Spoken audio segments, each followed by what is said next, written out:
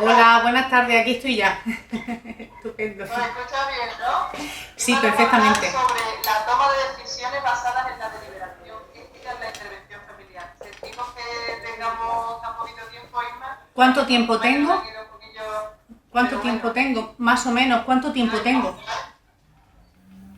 te escuchamos regular. Digo que ¿cuánto tiempo tengo?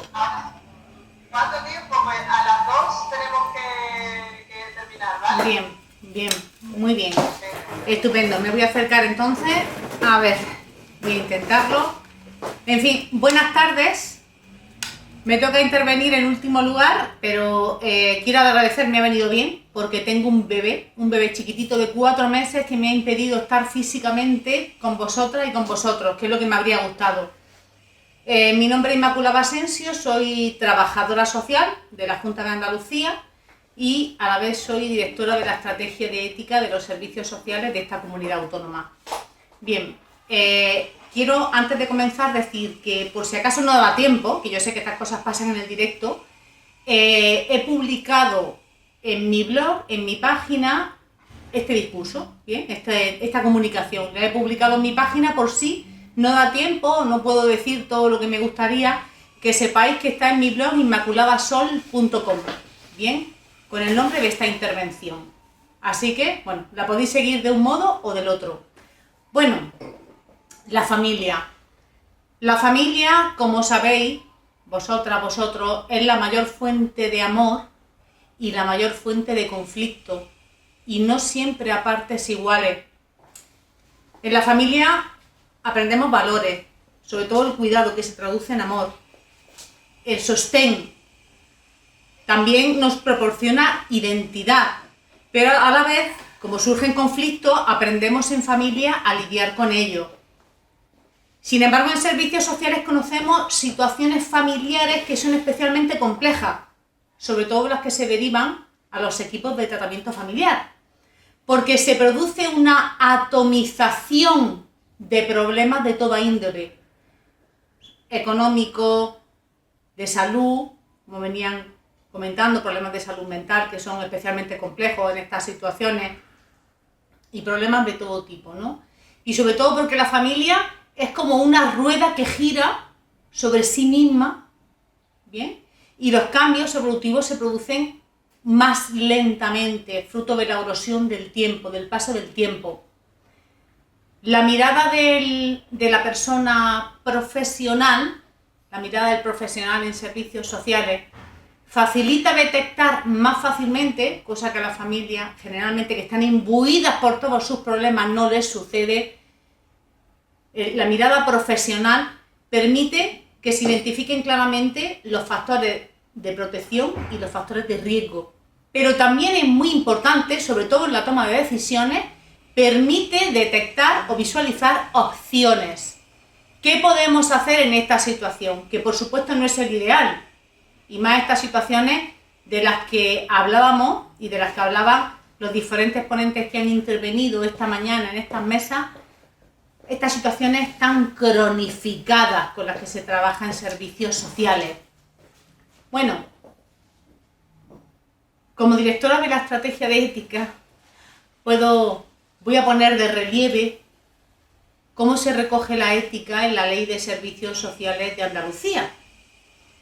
En el artículo 46 relativo al proyecto de intervención señala que en aquellas situaciones de especial vulnerabilidad, complejidad, se dispondrán de los medios, las herramientas para tomar decisiones basadas en la deliberación ética, que precisamente entiendo que de ahí viene el nombre de esta ponencia que me habéis invitado a dar. Lo que estamos haciendo en este momento es crear el comité de ética. Ya tenemos redactado el decreto regulador del comité y está siguiendo su proceso antes de su publicación. Se va a crear un código de ética, se va a introducir la auditoría ética en servicios sociales, que es una herramienta poderosísima para realizar cambios, para detectar mejoras desde el punto de vista ético en los servicios sociales. Y se están orquestando todo tipo de acciones formativas para que las plantillas de profesionales aprendan a deliberar, que es de lo que se trata. Es lo que nos reúne aquí en este momento, en estos 20 minutos de los que dispongo y de los que lógicamente no puedo explicar cómo funciona la deliberación. Voy a enunciar algunas de sus fases para que al menos suscite la curiosidad suficiente para matricularos en los cursos que todos los años oferta el Instituto Andaluz de Administración Pública. Bien, pues en servicios sociales hay bastantes dilemas éticos que se repiten y se repiten y se repiten. Hay una investigación, y aquí sí me gustaría ver si puedo compartir pantalla para compartir, si es posible, a través del blog, mismamente, compartir mi blog, inmaculadasol.com, y voy a irme a la parte de los dilemas éticos que podéis consultar también vosotros y vosotros. Mirad, estos son los dilemas éticos que fundamentalmente se dan en servicios sociales a la luz de esta investigación, que es cierto que se centró en la figura del profesional del trabajo social. Lo llevó a cabo la Universidad Pública de Navarra.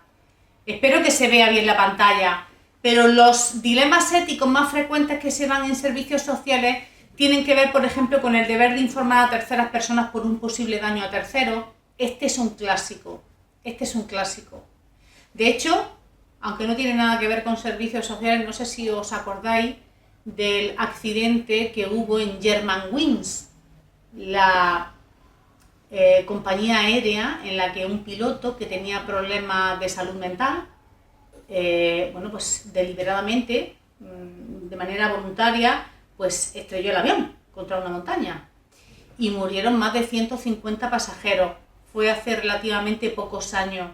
Bueno, pues lo que entró en cuestionamiento después de ese accidente es los profesionales que atendían desde el punto de vista sanitario a este hombre sabían que no estaba en condiciones. De hecho, le habían aconsejado a él dejar de trabajar, y mucho menos dedicándose a lo que se dedicaba, porque podía poner en riesgo la salud, la integridad, la vida de muchísimas personas, como finalmente sabemos que sucedió. Pues este es un dilema ético de primera línea. ¿Debo de informar de esto a la compañía aérea? ¿Qué es lo que se ha puesto en cuestionamiento? Todas las personas que atendieron a este señor, a este joven, que sabían que no estaba bien, que no era conveniente que ejerciera ese tipo de trabajo, deberían de haber informado de esta circunstancia a la compañía aérea o a quien proceda. Esto se puso en tela de juicio durante la investigación del caso. Sí, estos profesionales que admitieron en toda la instrucción de ese procedimiento, de ese caso judicial, de esa causa, reconocieron que sabían que él no estaba preparado para desarrollar ese tipo de trabajo porque podía poner en riesgo la vida de muchísimas personas. Sin embargo, nadie comunicó nada. Seguramente alguna de estas personas pudo sufrir un dilema o un conflicto ético. ¿Qué debo hacer? Este hombre sigue trabajando, porque más querían darle de baja médica y él no lo admitía. Bien, pues es el deber de informar, que además hay muchísimos artículos sobre este asunto. Tenemos también el caso Tarasov, en un caso de violencia de género también, una persona que comunicó a su terapeuta, a su psicólogo, que iba a asesinar a su mujer, y esta persona no lo comunicó a nadie. No hizo nada con esa información, supongo que porque no sabía muy bien cómo hacer.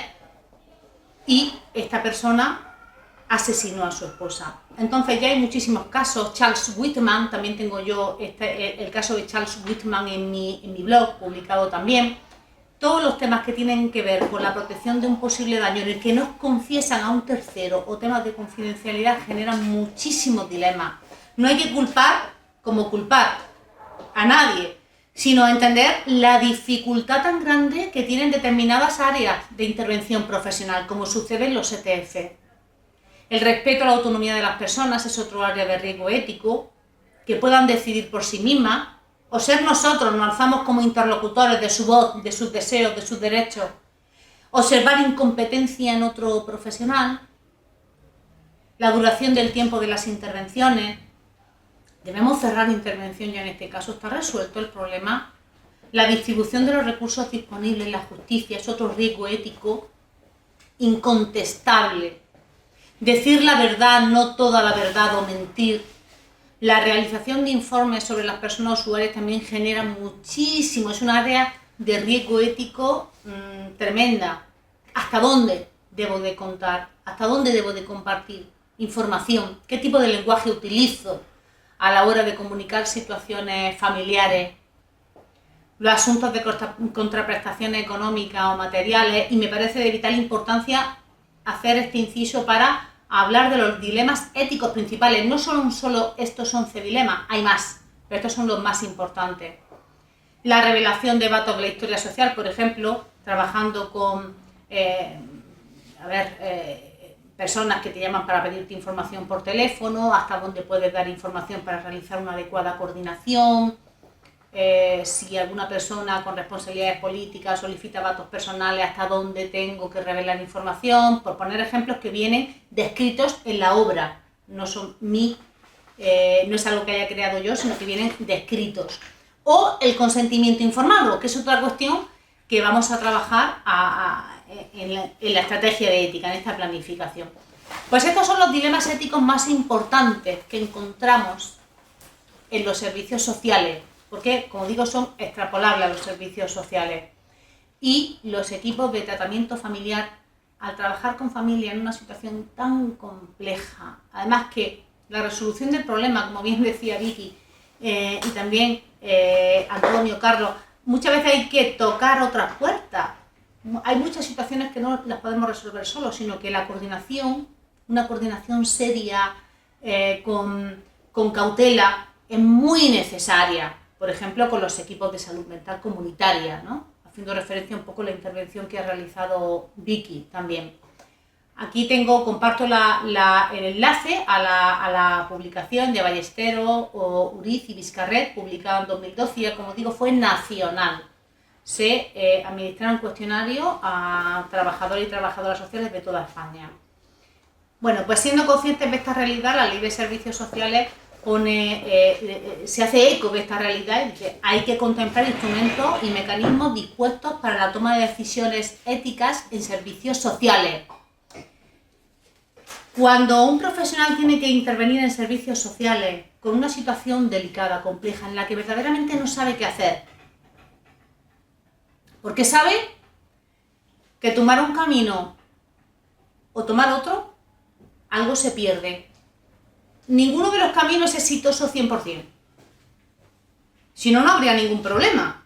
No tendríamos ningún sentimiento, como revelan la filósofa Foot y otros autores, denominado residuo que deja el dilema en el profesional, en la profesional. Un sentimiento como de culpa.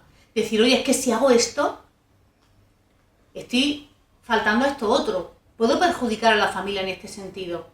Os voy a poner un ejemplo relacionado con la práctica de los servicios sociales. Yo he escuchado aquí esta mañana hablar, hace un ratito, del maltrato prenatal. Imaginaros, estás trabajando en un centro de atención a las drogodependencias y las adicciones. Atiendes a una señora que es claramente que es consumidora. Acude a pedir ayuda para solucionar su problema, pero está consumiendo en la actualidad y está embarazada 4 o 5 meses. Ves que tiene un interés enorme y verdaderamente pide ayuda. Y la persona que atiende a esta mujer quiere, en esa primera entrevista motivacional, en esa entrevista de acogida a la persona, quiere ayudarla y quiere generar ese vínculo terapéutico que es fundamental para poder realizar una intervención con las mayores garantías. Y ahora se encuentran en la vicisitud de decir: bueno, ¿qué hago? Esta persona está consumiendo por un lado y está aquí. Y está a la par que está consumiendo, a la par está pidiendo ayuda. ¿Qué hacemos? Y ahí es donde surgen los dilemas éticos. Y voy a quitar, que me he dado cuenta de que sigo compartiendo pantalla para que se me vea mejor a mí, que pensaba que me estabais viendo. Ahí es donde surge el problema. ¿Qué hago? ¿Qué hago en esta situación? ¿Qué podría hacer? ¿Qué hago? ¿Respeto el vínculo terapéutico, que es un valor? ¿Lo respeto?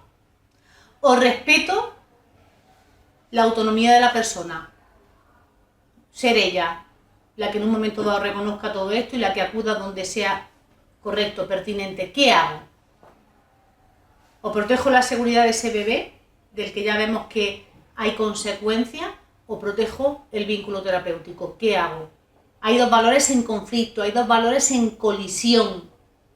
Y esto sucede, esto es una realidad. Sucede también con los casos de violencia de género. En muchas situaciones, que tienes conocimiento de que puede haber una situación de violencia de género, pero esa persona ha acudido a pedirte ayuda para, por ejemplo, el agresor. Acude a pedirte ayuda y te dice, por favor, ayúdame con esto, y ayúdame con un tema de consumo que tengo. Y reconoce esos comportamientos violentos. ¿Qué hace? ¿Qué hace el profesional? Y ahí es donde surge, en el momento en que tú sientes en ese estómago que se te retuerce, que hay algo que no va bien, te está dando aviso de que estás atravesando por un dilema ético, un conflicto ético, que pone en juego tu bienestar profesional y que puede conducir al desgaste, porque supone una carga emocional tremenda, sobre todo si se soportan en soledad, que son los peores. Bien, disponiendo de un comité de ética o disponiendo de espacios de reflexión ética en los centros de trabajo y pudiendo utilizar los profesionales la deliberación, que es un método objetivo que sigue una serie de pasos y de fases para tomar una decisión con prudencia, que ese es el valor que destaca el creador del método deliberativo, la prudencia. Porque veréis, puede haber situaciones muy complejas. Si un equipo de profesionales sabe que tiene que tomar una determinación que va a afectar gravemente al devenir de ese niño, esa niña o su familia, está claro, no hay dilema, no hay conflicto ético, es que hay que hacerlo, porque está clarísimo.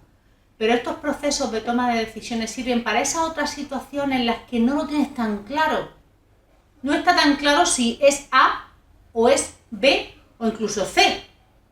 Lo que sí está claro es que no vemos que ninguna de esas soluciones sea la perfecta, la ideal, y a veces son elecciones trágicas. Bien, en el blog veréis los pasos para tomar estas decisiones, pero por favor os pido que sin tener una formación y una práctica, un entrenamiento en deliberación, no se puede llevar a cabo.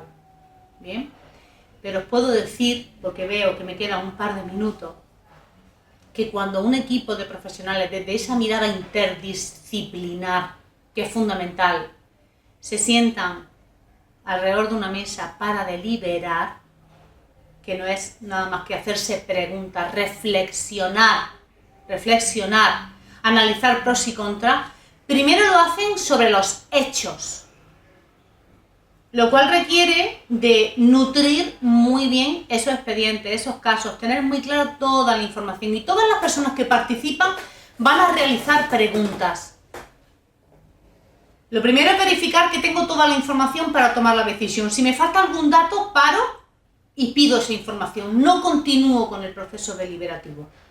Por eso es importante la mirada de varios profesionales, varios perfiles profesionales. Una vez que deliberamos sobre los hechos, que esto tiene sus fases en las que necesariamente, no puedo entrar, vamos a deliberar sobre cuáles son los valores en conflicto. Si yo como trabajadora social, trabajando en la Agencia de Servicios Social y Dependencia de Andalucía, detecto el caso de un señor mayor, que esto me ha pasado, que no desea ingresar en una residencia de mayores, pero tú observas que esta persona vive en una situación de riesgo en su entorno y es muy mayor. Si tú no sabes qué hacer, si tienes claro que es que esa persona va a morir ese día, es decir, que la situación es inminente, no hay dilema. Actúas, comunicas a Fiscalía. Pero hay situaciones que no son tan claras, que son las que vienen a colación con la deliberación. Entonces, puede haber una situación en la que tú digas, bueno, ¿y entonces qué hago en este caso? ¿Qué hago? Y tienes que sentarte y analizar pros y contras. Y deliberar sobre los valores es ver, dentro de esos cursos de acción posibles, qué es lo que está en colisión, por qué yo me siento mal. Porque si obligo a ingresar, pongamos a Juan, en una residencia porque tiene un grado 3 de dependencia y tiene oxigenoterapia 12 horas diarias, si yo lo obligo a ingresar, solicitándolo oportunamente al juez, un internamiento involuntario, protejo su bienestar. ¿Pero qué lesiono? ¿Por qué me siento mal? Me siento mal porque estoy lesionando su autonomía, la autonomía de Juan para poder decidir por sí mismo, porque él es consciente, tiene sus funciones vitales absolutamente bien ordenadas. Y ahí es donde se produce el conflicto, porque yo estoy observando con muchísima claridad que si hago una cosa lesiono a la otra. Y ahí es donde yo surjo, o sea, donde surge mi conflicto ético, y es donde yo estoy mal. Y ahí es donde surgen sentimientos de culpa. Una trabajadora social bloguera a la que yo sigo muchísimo, Belén Navarro Llobregat, en una entrada de blog, lo decía, propuso el internamiento involuntario de un señor mayor que no estaba, en este caso, en plena posesión de sus facultades, aunque tenía momentos de lucidez. No quería ingresar y propuso su ingreso, su internamiento a Fiscalía. Y dijo, tengo un sabor agridulce. ¿He comunicado el ingreso de este hombre? Sí. ¿Me oyes bien? Sí, perfectamente. Mira, es que, me vas a disculpar, yo te digo que mi papel aquí es súper ingrato, esta vez muy mal, porque realmente yo creo que estás tocando un tema que nos interesa muchísimo a todos y es apasionante lo que estás contando. Yo invito a la gente a que mire la estrategia ética de los servicios sociales de Andalucía. Te lo has currado muchísimo, te lo estás currando muchísimo. Tu blog, que ya lo nombré antes de que tú entraras, gracias. animo a la gente a que lo vea. Sí. Desgraciadamente voy a tener que cortarte porque ya mis compañeros me están diciendo que tenemos que clausurar este encuentro. Ojalá podamos contigo cada vez que te necesitemos. Sí, por supuesto. Gracias por todo, ¿vale? Gracias. Y si hay alguna pregunta y alguien quiere hacerme alguna pregunta, estoy encantada, ¿eh? Pero bueno, gracias, agradecida y un abrazo para todo el mundo.